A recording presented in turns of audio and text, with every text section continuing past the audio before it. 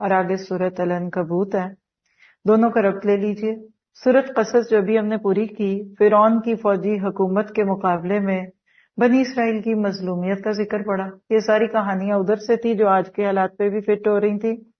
اب سورۃ عنکبوت میں ہم مکہ کے نئے نئے مسلمانوں کی مظلومیت اور اہل قریش کا ظلم دیکھیں گے.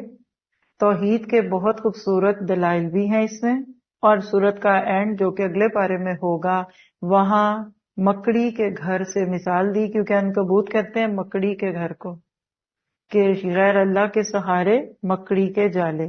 آئیے اس کی شروع کی 44 آیتیں اس پارے میں، اور باقی انشاءاللہ اگلے. تو پارہ اپنے اینڈ کی طرف جا رہا ہے، اور ترتیب میں دیکھیں تو 29 نمبر سورہ الحمدللہ 28 صورتیں پوری ہوئیں. تھوڑا سا اس صورت کے اوپر ایک ہلکا سا نظر ڈال لیجیے، ایک طائرانہ نظر. سورۃ عنکبوت کیونکہ یہ ضروری ہے، میں اس کا ایک نام اپنے نام سے دیتی ہوں، کوئی ضروری نہیں آپ لکھیں، دکھی لوگوں کی صورت. اس صورت کی ایک ایک آیت کو پڑھ کے رونے کو دل کرتا ہے. 590 کا دور تھا، مسلمان مشرکین کے ظلم کا شکار تھے، اہل توحید کو آزمائشوں سے گزرنا پڑ رہا تھا، ہجرت کی نوبت بھی آ سکتی تھی. اس صورت میں مسلمانوں کو ہجرت کے اشارے دیے گئے اور آزمائشوں کے لیے تیار رہنے کی دعوت دی گئی. کیسے؟ آپ دیکھیں گے کہ سورت کی آیت نمبر 10 اور 11 میں ہجرت کے اشارے ہیں، ان ناردی واسیت میں. پھر اس صورت میں فتنے، جس کو آپ کہتے ہیں پرسیکویشن، اسلام پہ عمل کرنے پہ سزائیں، دھمکیاں، اس کے 3 اصول آپ سمجھیں گے ابھی. یعنی اس صورت میں فتنے یعنی آزمائشیں جو اسلام کے نام پہ مسلمانوں پہ آتی ہیں، اس کے 3 اصول ہیں. نمبر 1، توحید کا اقرار کرنے کے بعد، ایمان لانے کے بعد، کلمہ پڑھنے کے بعد آزمائشیں آ کر رہیں گی. پہلی کی آیت میں ہم دیکھیں گے اس کو بھی. نمبر 2، دعوت توحید آزمائشوں سے بھری ہوئی ہے، اور آزمائشوں کا مقصد سچے مومنوں کو چھانٹنا اور جھوٹوں کو الگ کرنا. پھر اس صورت میں آپ کو 3 بار لقاء اللہ کا لفظ ملے گا کہ لوگوں اللہ سے ملنے کو یاد رکھو، 36، 23 اور 5 نمبر آیت میں. پھر جد و جہد اور کوشش کا لفظ 2 بار اس صورت میں ہے، اور ابھی دیکھ لیں صورت کے شروع میں بھی اور آخر میں. آیت نمبر 6، وَمَنْ جَاهَدَ فَإِنَّمَا يُجَاهِدُ لِنَفْسِهِ، جو جہاد، محنت، کوشش، کوئی بھی لفظ لگا لے، کرے گا اپنی ذات کو فائدہ دے گا. اور آیت 69 جو بالکل آخری آیت ہے صورت کی، وَالَّذِينَ جَاهَدُوا فِينَا لَنَهْدِيَنَّهُمْ سُبُلَنَا، جو کوشش کرے گا اللہ اسے راستے دکھائے گا. من جد وجدہ. پھر اس صورت میں ہجرت کا لفظ 2 بار ہے، آیت 26 اور آیت 56 میں. سبیل یعنی 2 راستے ہیں، تو یو کین چوز، جنت میں جانا ہے کہ جہنم میں، اللہ کی رضا یا اللہ کی ناراضگی. دونوں کا تذکرہ ملے گا 2 دفعہ، 69 میں اللہ کا راستہ، اور آیت نمبر 12 میں کافر لیڈروں کا راستہ بتایا جائے گا. اب مجھے لگتا ہے کہ 80% چیزیں تو آپ کو صورت کی سمجھ ہی آ گئی ہیں. آئیے ذرا اس کو ترجمے کے ساتھ دیکھتے ہیں. بسم اللہ الرحمن الرحیم. رکوع نمبر 1، آیت 1 سے 13. صرف کلمہ پڑھ لینے سے جنت نہیں ملے گی. الف لام میم، احسب الناس ان یترکوا ان یقولوا آمنا وهم لا یفتنون. کیا لوگوں نے یہ گمان کر رکھا ہے کہ ان کے صرف اس دعوے پر کہ ہم ایمان لے آئے ہیں، ہم انہیں بغیر آزمائے ہوئے ہی چھوڑ دیں گے؟ ان سے اگلوں کو بھی ہم نے خوب جانچا، یقیناً اللہ تعالیٰ انہیں بھی جان لے گا جو سچ کہتے ہیں، اور انہیں بھی معلوم کر لے گا جو جھوٹے. آگیا جواب، یعنی آزمائشیں کیوں آتی ہیں؟ تاکہ سچے جھوٹے الگ ہو جائیں. کیا جو لوگ برائیاں کر رہے ہیں انہوں نے یہ سمجھ رکھا ہے کہ ہمارے قابو سے باہر ہو جائیں گے؟ یہ لوگ کیسی بری تجویزیں کر رہے ہیں جسے اللہ کی ملاقات کی امید ہو. بس اللہ کا ٹھہرایا ہوا وقت بس آنے ہی والا ہے، وہ سب کچھ سننے والا اور سب کچھ جاننے والا ہے، اور ہر ایک کوشش کرنے والا اپنے ہی بھلے کی کوشش کرتا ہے. آپ سب کو اللہ جہانے کا، یہ سننے کا، یہ پڑھنے کا، راتوں کی تراویحوں کا بہترین اجر عطا فرمائے. ویسے تو اللہ تعالیٰ تمام جہان والوں سے بے نیاز ہیں، اور جو لوگ ایمان لائے اور سنت کے مطابق کام کیے، ہم ان کے تمام گناہوں کو ان سے دور کر دیں گے اور انہیں نیک اعمال کے بہترین بدلے دیں گے۔ اللہ ہمارے ساتھ بھی یہ معاملہ فرما۔ ہم نے ہر انسان کو اپنے ماں باپ کے ساتھ اچھا سلوک کرنے کی نصیحت کی ہے۔ ہاں، اگر وہ یہ کوشش کریں کہ آپ میرے ساتھ اسے شریک کر لیں جس کا آپ کو علم نہیں، تو ان کا کہنا نہ مانیے، تم سب کا لوٹنا میری ہی طرف ہے، پھر میں ہر اس چیز سے جو تم کرتے تھے تمہیں خبر دوں گا۔ اور جن لوگوں نے ایمان قبول کیا اور نیک کام کیے، انہیں اپنے نیک بندوں میں شمار کر لوں گا۔ اور بعض لوگ ایسے بھی ہیں جو زبانی کہتے ہیں کہ ہم ایمان لائے ہیں، لیکن جب اللہ کی راہ میں کوئی مشکل آن پڑتی ہے تو لوگوں کی ایذا دہی کو اللہ تعالیٰ کے عذاب کی طرح بنا لیتے ہیں۔ ہاں، اگر اللہ کی مدد آ جائے تو پکار اٹھتے ہیں کہ ہم تو تمہارے ساتھی ہی ہیں۔ کیا دنیا جہان کے سینوں میں جو کچھ ہے اللہ اسے نہیں جانتا؟ جو لوگ ایمان لائے اللہ انہیں بھی ظاہر کرے گا اور منافقوں کو بھی ظاہر کر کے رہے گا۔ کفار نے ایمان والوں سے کہا، اب یہ ہے دھوکہ جو آج بھی لوگ دیتے ہیں اپنے پیاروں کو، کیا کہ تم ہماری راہ کی تابع داری کرو، تمہارے گناہ ہم اٹھا لیں گے۔ حقیقت میں کوئی نہیں اٹھاتا، حالانکہ وہ اپنے گناہوں میں سے کچھ بھی نہیں اٹھانے والے، یہ تو محض جھوٹے ہیں۔ البتہ یہ اپنے بوجھ ڈھولیں گے اور اپنے بوجھوں کے ساتھ اور بوجھ بھی، اور جو کچھ جھوٹ یہ باندھ رہے ہیں ان سب کے بارے میں ان سے سوال کیا جائے گا۔ خوبصورت رکوع تھا، 6 آیتیں ہیں اس میں ایمان میں، اور یہ آپ اپنے عمل کا نقطہ۔ جہاں بھی اس دور کی صورتیں آئیں گی جہاں ظلم و ستم تھا، پرسیکویشن تھی، بلال کو پتھروں پہ گھسیٹا جا رہا اور بی بی سمیہ کے جسم کو چیرا جا رہا ہے 2 اونٹوں کے بیچ میں، وہاں ایمان کا بہت ذکر ہوگا۔ یہ مکی صورتوں کا ایک مزاج ہے۔ پہلی آیت دیکھیے عنکبوت 2، احسب الناس ان یترکوا ان یقولوا آمنا وہم لا یفتنون۔ جنت پانے کے لیے قربانیوں اور آزمائشوں کے راستے سے گزرنا پڑتا ہے۔ اس کا ایک اور ٹاپک بھی لکھیے، اور وہ کیا ہے؟ وہ یہیں سے پلٹ جائے جسے جہاں ہو پیارے، میرے گھر کے راستے میں کوئی کہکشاں نہیں، یہیں سے چلے جاؤ۔ Sensitive, self worshipping, self praising لوگ اللہ کے دین کے نہیں ہوتے، وہ یہیں سے چلے، ان سے دین کے تقاضے نہیں نبھیں گے۔ پرہیز نہیں ہوتا نا، دوا تم کھا ہی رہے، پرہیز نہیں ہو رہا گناہوں سے۔ پھر عنکبوت 7، ایمان والے ایک ایک نیکی پر کئی کئی گنا اجر پائیں گے۔ عنکبوت 9، مومنوں کے لیے جنت میں جانے کے لیے صالحین کی صحبت لازمی ہے۔ دعا کریں کہ رمضان کے بعد بھی ہمیں اللہ صالحین کا ساتھ عطا فرمائے۔ عنکبوت 10، انسان کی اصل آزمائشوں میں کھلتی ہے۔ سچ ہے نا، آپ نے دیکھنا ہے نا آپ کی دوست کون سچی ہے کون جھوٹی، تو اسے کچھ مانگی، دیکھا کرے مشکل وقت میں آپ کے پاس کون ہوتا ہے۔ شادیوں دعوتوں پارٹیوں میں تو سب ہوں گے، جب آپ کو ضرورت پڑتی ہے اس وقت کون ہوتا ہے؟ تو کھرے اور کھوٹے کی پہچان ہوتی ہے آزمائشوں میں۔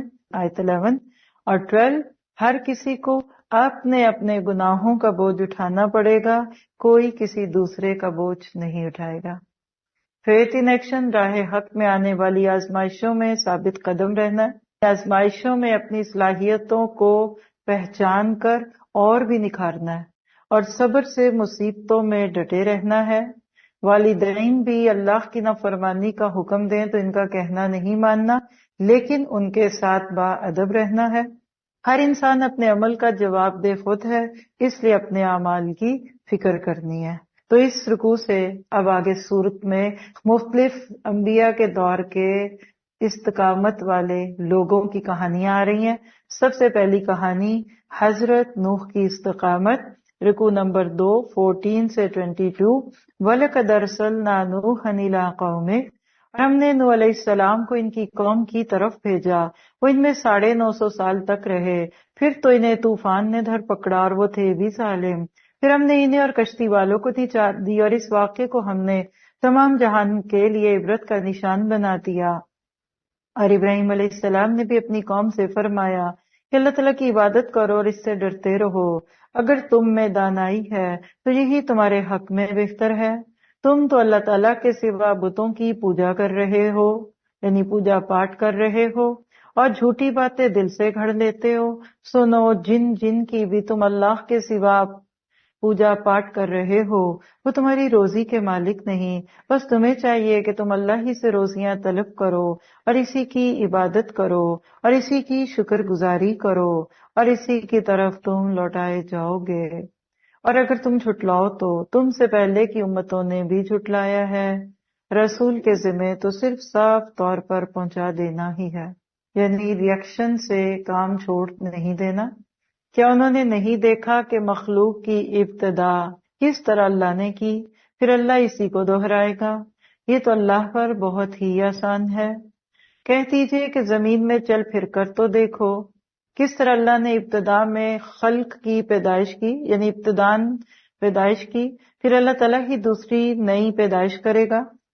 اللہ تعالیٰ ہر چیز پر قادر ہے، جس سے چاہے عذاب کرے، جس پر چاہے رحم کرے۔ تم سب اسی کی طرف لوٹائے جاؤ گے۔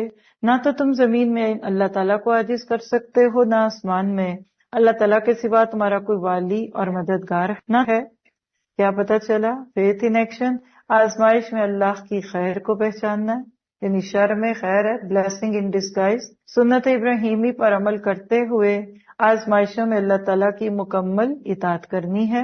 اب آگے بہت پیار سے بتایا جا رہا ہے کہ اکثر انسان دین چھوڑتا ہے دوستوں کے لیے۔ ہماری مجبوری ہماری سہیلیاں ہوتی ہیں، اور کئی ایسے لوگ جو ہمیں اللہ کی طرف بلا رہے ہوتے ہیں وہ ہمیں دشمن لگتے ہیں۔ قیامت کے دھماکے کے ساتھ ہماری دوستیوں اور دشمنیوں کے معیار کیسے بدلیں گے؟ آئیے دیکھیں رکوع نمبر 3 23 سے 30۔ دنیا میں باہمی میل جول کرنے والے کل دشمن ہوں گے۔ ایک سیکنڈ غور کریں، یہ کیا جملہ ہے؟ جتنی سوشلائزنگ کرتے ہیں نا، اگر اللہ کی نافرمانی کا کوئی کام ہو گیا تو کل وہ آپ کے دشمن ہوں گے۔ وَالَّذِينَ كَفَرُوا بِآيَاتِ اللَّهِ وَلِقَائِهِ، جو لوگ اللہ تعالیٰ کی آیتوں اور اس کی ملاقات کو بھلاتے ہیں وہ میری رحمت سے نا امید ہو چکے ہیں، پر ان کے لیے دردناک عذاب ہے۔ ان کی قوم کا جواب سوا اس کے کچھ نہ تھا کہ کہنے لگے کہ اسے مار ڈالو یا اسے جلا دو، آخر اللہ نے انہیں آگ سے بچا لیا۔ اس میں ایماندار لوگوں کے لیے تو بہت سی نشانیاں ہیں۔ حضرت ابراہیم علیہ السلام نے کہا کہ تم نے جن بتوں کی پرستش اللہ کے سوا کی ہے انہیں تم نے اپنی آپس کی دنیاوی دوستی کی بنا پر ٹھہرا لی ہے۔ تم سب قیامت کے دن ایک دوسرے سے کفر کرنے لگو گے اور ایک دوسرے پر لعنت کرنے لگو گے، اور تمہارا سب کا ٹھکانہ دوزخ ہوگا اور تمہارا کوئی مددگار نہ ہوگا۔ ذرا اپنے پیاروں کو ذہن میں لائیے، اور کسی کی ایسی بات سن کر مانتے ہوئے جو اللہ سے دور کرے، اس آیت کو یاد کر لیجئے گا۔ پس حضرت ابراہیم علیہ السلام پر حضرت لوط علیہ السلام ایمان لائے اور کہنے لگے میں اپنے رب کی طرف ہجرت کرنے والا ہوں، وہ بڑا ہی غالب اور حکیم ہے۔ نوٹ کیا اپنے آیت؟ مکہ میں ظلم کا شکار مسلمانوں کو اشارہ دیا جا رہا ہے کہ ابراہیم نے ہجرت کی تو تم بھی کر لو، اور ہم نے ابراہیم علیہ السلام کو اسحاق اور یعقوب علیہ السلام عطا کیے، یعنی ہجرت کے تحفے، اولاد ملی ہجرتوں کے بعد، اور ہم نے نبوت اور کتاب ان کی اولاد میں ہی کر دی، اور ہم نے دنیا میں بھی اسے ثواب دیا اور آخرت میں تو وہ صالح لوگوں میں سے ہے۔ اور لوط علیہ السلام کا بھی ذکر کرو جبکہ انہوں نے اپنی قوم سے فرمایا کہ تم بدکاری پر اتر آئے ہو جسے تم سے پہلے دنیا بھر میں کسی نے نہیں کیا، یا تم مردوں کے پاس بدفعلی کے لیے آتے ہو، راستے بند کرتے ہو اور اپنی عام مجلسوں میں بے حیائیوں کا کام کرتے ہو۔ اس کے جواب میں اس کی قوم نے سوائے اس کے اور کچھ نہیں کہا، بس جا، یعنی غصہ کیا، اگر سچا ہے تو ہمارے پاس اللہ تعالیٰ کا عذاب لے آ۔ حضرت لوط علیہ السلام نے دعا کی کہ پروردگار اس مفسد قوم پر میری مدد فرما۔ آپ بھی دعا کیجئے، رب انصرنی علی القوم المفسدین۔ اپنے بچوں کو یہ دعا یاد کروائیے پلیز۔ ایمان سے متعلق دو آیات 24 عنکبوت۔ ابراہیم کے ایمان کی گرمی نمرود کی جلائی ہوئی آگ سے زیادہ تھی، اسی لیے نہیں جلے۔ اللہ بچوں میں ایمان بھرتے۔ عنکبوت 26۔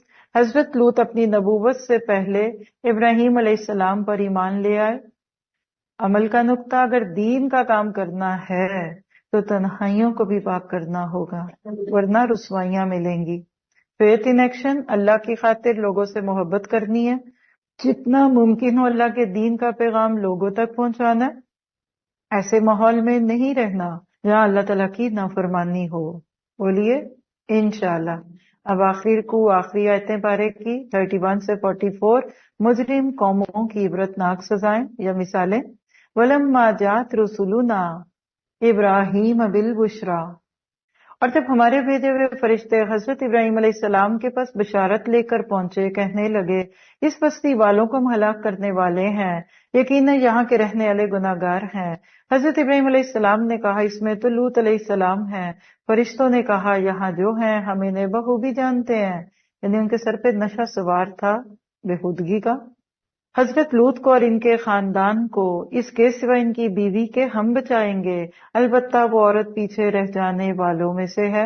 پھر جب ہمارے بھیجے ہوئے لوط علیہ السلام کے پاس پہنچے تو ان کی وجہ سے غمگین ہوئے اور دل ہی دل میں رنج کرنے لگے۔ قاصدوں نے کہا آپ خوف نہ کھائیے، نہ ازردہ ہوں، ہم آپ کو بما آپ کے متعلقین کے بچا لیں گے، مگر آپ کی بیوی کہ وہ عذاب کے لیے باقی رہ جانے والوں میں سے ہوگی۔ ہم اس بستی والوں پر آسمانی عذاب نازل کرنے والے ہیں اس وجہ سے کہ وہ لوگ حکم کو نہیں مان رہے تھے۔ اللہ اگر آج بھی عذاب آئے تو ہمیں بچا لے اس میں سے۔ البتہ ہم نے اس بستی کو بالکل عبرت کی نشانی بنا دیا ان لوگوں کے لیے جو عقل رکھتے ہیں۔ اور مدین کی طرف ہم نے ان کے بھائی شعیب علیہ السلام کو بھیجا، انہوں نے کہا میری قوم کے لوگوں اللہ کی عبادت کرو، قیامت کے دن کی توقع رکھو اور زمین میں فساد نہ کرتے پھرو۔ پھر بھی انہوں نے انہیں جھٹلایا، آخر کار انہیں زلزلے نے پکڑ لیا اور وہ اپنے گھروں میں بیٹھے کے بیٹھے مردہ ہو کر رہ گئے۔ اور ہم نے عادیوں اور سمودیوں کو بھی غارت کیا جن کے بعض مکانات تمہارے سامنے ظاہر ہیں، اور شیطان نے انہیں ان کی بدعمالیاں آراستہ کر دکھائی تھیں اور انہیں راہ سے روک دیا تھا، باوجود اس کے کہ وہ آنکھوں والے اور ہوشیار تھے۔ اور قارون اور فرعون اور حامان کو بھی ان کے پاس حضرت موسیٰ کھلے معجزے لے کر آئے تھے، پھر بھی انہوں نے زمین میں تکبر کیا، لیکن ہم سے آگے بڑھنے والے نہ ہو سکے۔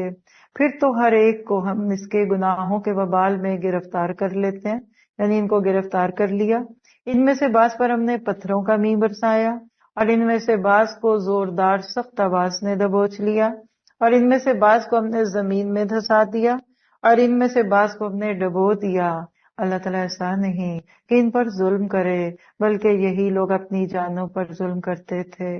جن لوگوں نے اللہ کے سوا اور کارساز مقرر کر رکھے ہیں ان کی مثال مکڑی کی سی ہے، وہ بھی ایک گھر بنا لیتی ہے، حالانکہ تمام گھروں سے زیادہ کمزور گھر مکڑی کا گھر ہے۔ البتہ وہ جان لیتے اللہ تعالیٰ ان تمام چیزوں کو جانتا ہے جنہیں وہ اس کے سوا پکار رہے ہیں، وہ زبردست اور ذی حکمت ہے۔ ہم نے مثالوں کو لوگوں کے لیے بیان فرما دیا، انہیں صرف عقل والے ہی سمجھتے ہیں۔ اللہ تعالیٰ نے آسمان اور زمین کو مصلحت اور حق کے ساتھ پیدا کیا ہے، ایمان والوں کے لیے تو اس میں بڑی بھاری دلیل ہے۔ تو یہ تھا آج کا پارہ، ایک آیت ایمان سے متعلق 44 عنکبوت۔ کھول آنکھ، زمین دیکھ، فلک دیکھ، فضا دیکھ۔ اس آخری آیتوں کا ٹاپک غیر اللہ کے سہارے، مکڑی کے جالے جو ذرا سی پھونک سے ختم ہو جاتے ہیں، اس لیے بولیے لا الہ الا اللہ، اللہ تعالیٰ پر نظریں رکھیے۔ آپ کو پتہ ہے کہ مکڑی کا جالا کتنا کچا ہوتا ہے اور کیسے بنتا ہے، اور کیسے اللہ تعالیٰ نے اس کی مثال دے کر ادھر آج کے سارے ویب سسٹم کو بتایا۔ لکھے لفظ ویب سائٹ، یہ ہے آج کی ویب سائٹ، نیوڈ، گندی، بےہودگی پلانے والی، اینٹی اسلام چیزیں۔ تو اپنی نسلوں کو اس سے انشاءاللہ بچانا ہے۔ زندگی میں ہر اس کام کی نیت کرنی ہے جس کا انجام آخرت میں اچھا ہو، اور اللہ کے سوا کسی کو اپنا سہارا نہیں جاننا۔ ایمان کی شاخوں میں آج ہمارے پاس 2 چیزیں، کھانے پینے میں حرام چیزوں سے بچنا ہے، ہر چیز اپنی اصل کے اعتبار سے حلال ہے، حرام وہی ہے جس کو اللہ نے حرام کہا۔ مشروبات میں شراب حرام ہے، جان کو خطرہ ہو تو شرائط کے ساتھ صرف اتنا کچھ کھا سکتا ہے انسان جس سے حلال تک پہنچ جائے، اور سورہ بقرہ 173 میں ہم دیکھ چکے، جانور حلال ہو اور حلال طریقے سے ذبح کیا جائے تو کھا سکتے ہیں۔ حرام چیز سے علاج بھی کرنے سے بچنا ہے، کیونکہ اللہ کے نبی نے فرمایا کہ حلال بھی ظاہر ہے تو حرام بھی ظاہر ہے، بیچ میں شبہ والی چیزیں ہیں۔ بخاری کی روایت ہے 25 نمبر اور 40 نمبر شاخ کیا ہے؟ حرام لباس اور حرام برتنوں سے ایوائڈ کرنا ہے، اجتناب کرنا ہے۔ لباس کیسا ہو؟ جسم کو ڈھانپے، خوبصورت بھی لگے، کوئی بری بات نہیں ہے، بہت تنگ اور باریک نہ ہو، نمود و نمائش اور اترانے اور دکھانے کے لیے نہیں پہننا، اور یہ بات ہم سورۃ الاعراف کی آیت 27 میں پڑھ چکے. سونا اور ریشم مردوں پر حرام ہے اور داماد بھی مرد ہوتا ہے. خدا کے لیے اس کو سونے کی انگوٹھی نہ پہنائے، نہ اس کو ریشم کے کوئی کپڑے پہنائے. اسلام راہبانہ طرز عمل سے منع کرتا ہے، یعنی خوش ہوں لیکن اللہ کو ناراض نہ کریں. سونے چاندی کے برتنوں کی ممانعت ہے، اور غرور اور تکبر کے طور پر جسم سے نیچے یعنی پاؤں کے قریب کپڑے کو گھسیٹنا قیامت کے دن اللہ کی رحمت سے دور کرے گا. یہ روایتیں آپ پڑھتے ہیں 4212 مشکات کی روایت ابن عمر سے. اور اسی طرح سونے چاندی کے برتنوں میں کھانے پینے سے اور ریشم پہننے سے اللہ کے نبی نے منع کیا. یہ بھی روایت بخاری اور مسلم میں ہے. آج کے پارے میں جو پیغام تھا اس کو لے لیجئے. جلال پادشاہی ہو کہ جمہوری تماشا ہو، جدا ہو دین سیاست سے تو رہ جاتی ہے چنگیزی. افسوس کے ساتھ کہوں گی کہ آج ہم اسی دور سے گزر رہے ہیں. چنگیزی ہے یہ. اللہ ہم سب کو مسلمان ہونے کا احساس دے کر کھڑا کر دے. آج چونکہ بطر اور ریاکاری کی باتیں تھی اور امت مسلمہ میں بھی وہ گندگی آ گئی، تو بڑے پیار سے یہ دعا مانگتے ہوئے جائیے گا گھروں کو. اللہم اجعلنی شکورم وجعلنی صبورم وجعلنی فی عینی صغیرم وفی اعین الناس کبیرا. اے اللہ مجھے اپنا شکر کرنے والا اور صبر کرنے والا بندہ بنا اور بندی بنا، اور مجھے اپنی نگاہوں میں چھوٹا اور دوسروں کی نگاہوں میں بڑا بنا. مسند بزار کی بھی روایت ہے اور مجموع الزوائد میں بھی یہ موجود ہے. ربنا تقبل منا انک انت السمیع العلیم وتب علینا انک انت التواب الرحیم وصلی اللہ تعالی خیر خلقہ واصحابہ اجمعین برحمتک یا ارحم الراحمین آمین.